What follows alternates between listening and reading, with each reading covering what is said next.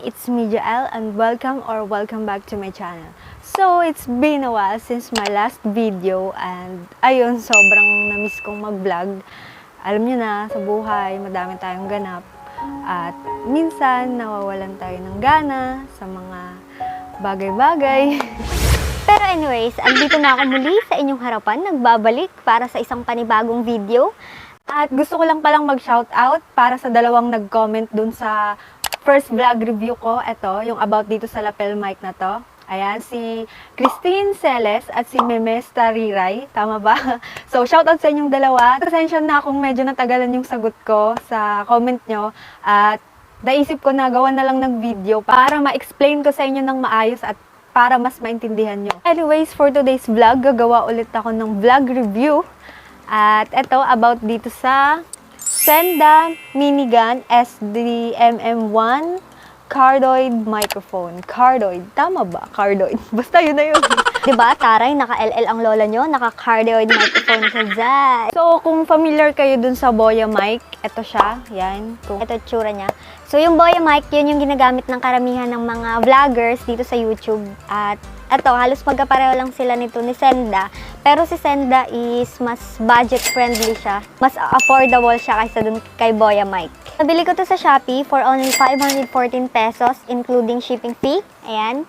Kaya isi-share ko sa inyo ngayon kung sulit ba talaga to for its price, kung maganda ba talaga yung audio quality niya, at kung cardioid microphone ba talaga siya. So, let's go!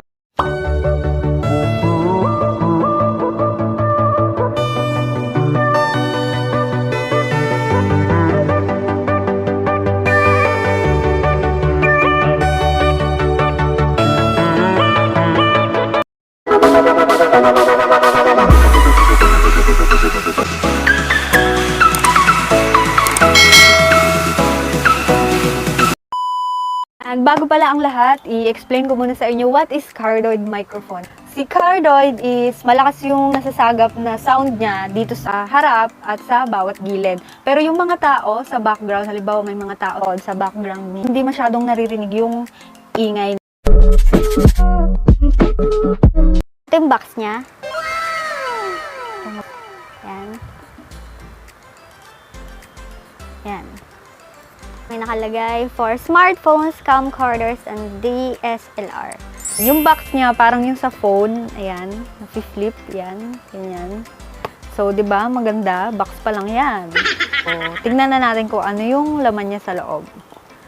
Ayan, may pa-pouch siya, pouch, ayan. And may tatak, SENDA. Ayan. So, alam niyo na, hindi niyo pwedeng lagyan 'to ng barya.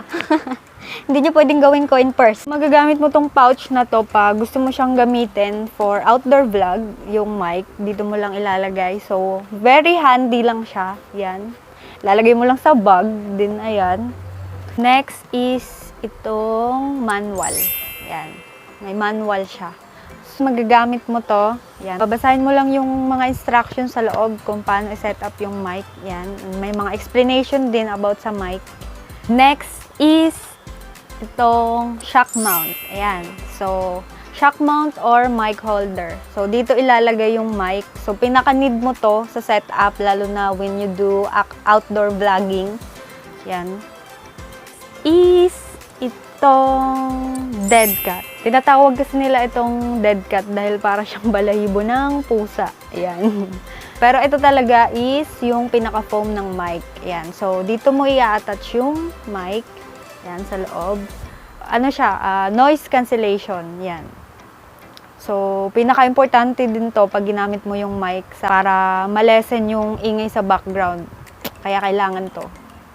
Next is itong dalawang wires or yung connector. Ito yung kinakabit para magamit mo yung microphone. So, ayan. So, etong isa is para sa phone siya. Ayan, may nakalagay siya na phone. At ito namang isa is para sa DSLR or sa any camera na gamit mo.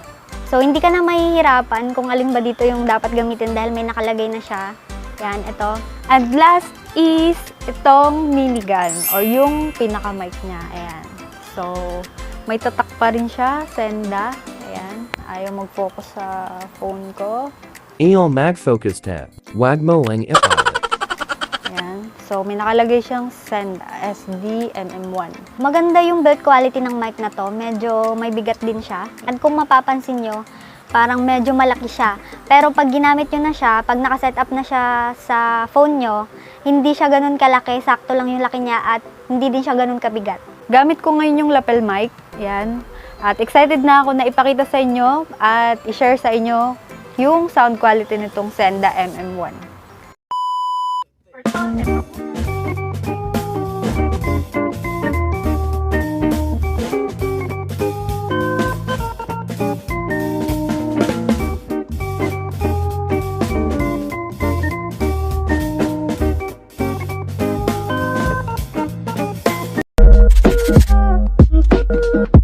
Okay, audio check.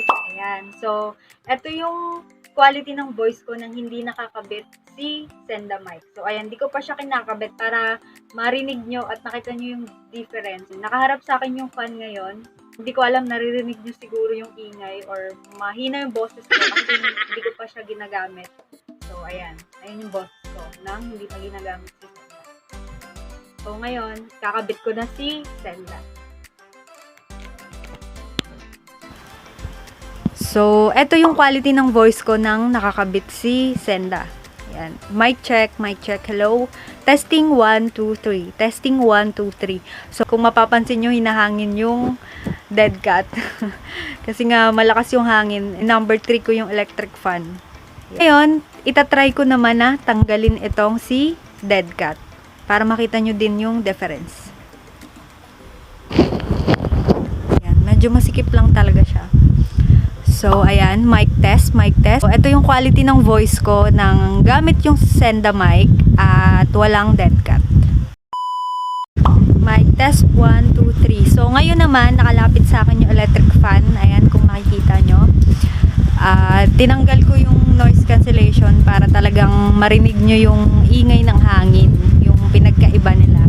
Ayan. So, ngayon, ikakabit ko ulit yung noise cancellation na nakikita nyo nakalapit sa akin yung electric fan at naka number 3 daw mic test. So, ayan, nakalapit ulit sa akin yung fan. Ayan. Nakalapit. Ayan. Tapos nakakabit itong noise cancellation. So, hello mic test. Testing 1, 2, 3. Ayan. Malinaw ba yung boses ko dyan? Hindi na ba rinig yung lakas ng hangin? Next is ipapakita ko sa inyo kung talagang cardioid ba to si SENDA mic. So, nakaharap sa akin ngayon yung mic. Ayan. Ito yung quality ng voice ko. Ayan. Hello mic test. Ayan. So, ngayon naman, isa-side natin siya. So, tingnan natin kung maririnig pa rin ba yung boses ko nang nakaside si SENDA mic. Hello mic test. Hello. Ayan. Nakaside siya. Hello mic test. Hello. Next, sa kabilang side naman. Hello mic test. Hello. Hello mic test. Hello. Rinig nyo pa rin ba ako? So, ayan. Nakaharap sa akin, nakaside, sa kabilang side. Ngayon naman, ihaharap ko siya sa inyo kung maririnig nyo pa rin yung boses ko. Ayan. Hello, mic test. Hello. Hello, mic test. Hello. So, ayan. Ayan yung quality ng voice ko pag nakaharap yung mic sa inyo at nakatalikod sa akin. Para malaman nyo ay pinagkaiba ba yung pag nakaharap at nakaside yung mic sa akin sa nakatalikod sa akin. So, ayan. Ito na yung gamit ko ngayon. Hawakan ko na lang siya. So, yun yung ibig sabihin ng cardioid. So, pag nakaharap siya sa akin, malakas yung sagap ng sound niya. So, rinig na rinig yung boses ko. Pero pag nakaside na siya, ayan, bawat side, narinig pa rin naman, pero medyo may hina na siya. Pero pag nakatalikod siya sa akin, hindi na ako masyadong marinig. 'Di ba? So, yan yung ibig sabihin ng cardioid. So, goods to gamitin for outdoor vlogging dahil talagang yung focus niya, yung agap ng boses mo, galing sa bibig mo. So, bali yung mga ingay sa background, hindi niya yun masyadong makukuha. Para sa akin, maganda yung audio quality nitong SENDA mic na to at maganda yung sagap niya ng sound. Halos same lang din sila ng lapel mic. Kung maririnig nyo, buo yung pagsasalita ko, malinaw yung boses ko.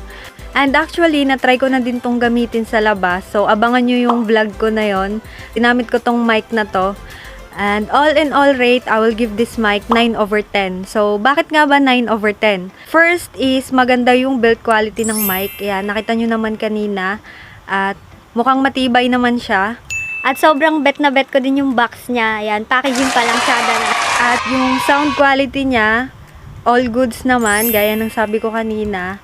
And very handy lang din siya. So, pwede mo siyang bitbitin kahit saan. At yung wire niya maikli lang. So, sakto lang siya para sa setup mo. Unlike kay lapel mic na, ayan, sobrang haba ng wire. So, medyo hassle pagka ginamit mo to sa labas. Second is, very affordable lang din siya. So, budget friendly lang tong si Senda. Pwede na siyang panimula, lalo na dun sa mga nagsisimula pa lang mag-vlog at nagagawa ng outdoor vlog. So, kung hindi nyo pa afford si BOYA mic, pwede dito kayo mag-umpisa kay Senda mic. At kung ikukumpara naman siya kay BOYA mic, halos same lang din naman sila. Pareho lang din naman yung purpose nila. Yun yung magkaroon ka ng magandang sound or audio sa mga videos mo. And third is, napakadali lang niyang gamitin. So, gaya ng sabi ko kanina, i-connect lang yung wire para magamit mo yung mismong mic. At pwedeng-pwede pa siya sa phone. So, kung phone lang din yung gamit nyo, gaya ko, so, napakadali lang niya, wala nang etchos-etchos, wala nang iba pang aayusin. I-connect lang yung wire din, ayun. Pero, medyo tricky siya sa phone dahil yung ibang phone, hindi compatible sa kanila yung mic. So, kailangan yung mag-download ng third-party app or yung kagaya nung sinabi ko dun sa unang vlog ko, kailangan yung mag-download ng open camera or hedgecam. Tulad ng ginagamit ko ngayon. At eto na, sasagutin ko na yung tanong ni Christine at ni Mehmeh. Eto na yung sagot sa tanong nyo. Kung na-download nyo na yung app, punta lang kayo sa settings. Ayan, may settings icon kayong makikita dyan sa may bandang taas or sa may baba. Depende sa angle ng paggamit nyo ng phone. So, pipindutin nyo lang yung settings icon sa mismong app. And then, punta kayo sa video settings. Tapos, scroll kayo, hanapin nyo yung audio source. Tapos, pindutin nyo yung audio source. And then, makikita nyo may choices dyan. Pipindutin nyo lang yung external mic. And then, ayun na. Pwede nyo nang magamit yung mic. Pero, kailangan, dyan kayo magre-record sa mismong app na ginagamit nyo. Pero kung hindi pa rin gumagana yung mic, kahit naayos niya yung setting sa mismong app, baka yung mic nyo na talaga yung may problema. Baka kailangan nyo nang bumili ng bagong mic. Pero sana magamit nyo na yung mic nyo.